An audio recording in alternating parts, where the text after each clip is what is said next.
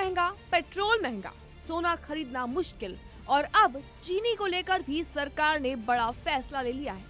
पिछले 24 घंटे में मोदी सरकार के कई बड़े ऐलानों ने अब सीधे आम आदमी की जेब पर असर डालना शुरू कर दिया है। किचन से लेकर गाड़ी के टैंक तक और शादी ब्याह से लेकर रोजमर्रा के खर्चों तक सब कुछ बदल चुका है। सरकार का दावा है कि ये फैसले देश की अर्थव्यवस्था को बचाने के लिए जरूरी हैं। लेकिन सवाल ये है कि आखिर आम आदमी को क्या सस्ता मिलेगा और क्या अब और महंगा होने वाला है। बता दें कि सबसे बड़ा फैसला आया है चीनी को लेकर। भारत सरकार ने सितंबर 2026 तक चीनी के एक्सपोर्ट पर रोक लगा दी है।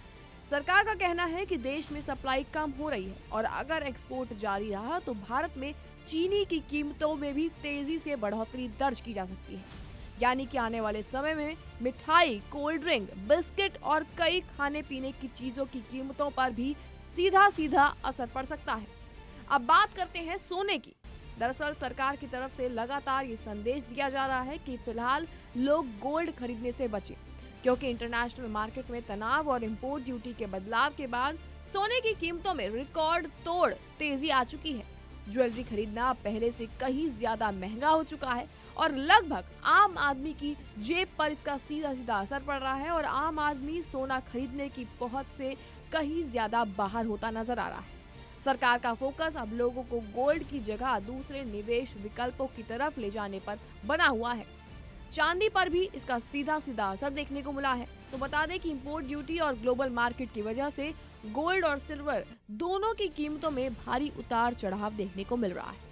यानी शादी का सीजन और त्योहार आने से पहले ही लोगों का बजट बिगड़ना शुरू हो चुका है।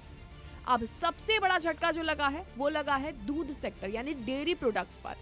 अमूल और मदर डेयरी ने दूध के दाम बढ़ा दिए हैं। कई शहरों में दूध 2 रुपए प्रति लीटर तक महंगा हो चुका है। यानी सुबह की चाय से लेकर बच्चों के दूध तक हर घर का रोज का खर्चा अब और भी ज्यादा बढ़ चुका है। और अगर आपको लग रहा है कि यहीं तक असर रहेगा तो जरा रुकिए। बता दें कि कच्चे तेल की कीमतों में बढ़ोतरी और मिडल ईस्ट संकट के कारण पेट्रोल और डीजल भी महंगे हो सकते हैं। आरबीआई गवर्नर तक ने संकेत दे दिए हैं कि अगर अंतर्राष्ट्रीय हालात बिगड़ जाते हैं तो भारत में फ्यूल प्राइस बढ़ सकते हैं।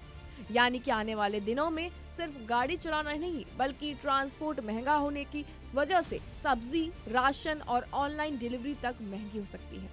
अब सवाल ये है कि आखिर सस्ता क्या होगा। तो बता दें कि सरकार का फोकस फिलहाल जरूरी सामान की सप्लाई कंट्रोल करने और महंगाई के ऊपर रोक लगाने के ऊपर है। लेकिन जमीन पर आम आदमी को फिलहाल राहत कम है और खर्च ज्यादा महसूस हो रहा है। यानी ये साफ हो चुका है कि मोदी सरकार के नए फैसले के बाद भारत में आर्थिक माहौल तेजी से बदल रहा है और कुछ फैसले देश की सप्लाई और अर्थव्यवस्था बचाने के लिए बताए जा रहे हैं। लेकिन आम आदमी अभी सिर्फ इतना ही देख रहा है कि जेब पर पहले से ज्यादा कितनी तेजी से उनकी जेब खाली हो रही है। फिलहाल इस रिपोर्ट में इतना ही। कमेंट सेक्शन में अपनी राय जरूर दें इस रिपोर्ट के बारे में और तमाम ऐसी जानकारियों के लिए बने रहिए मेरे साथ।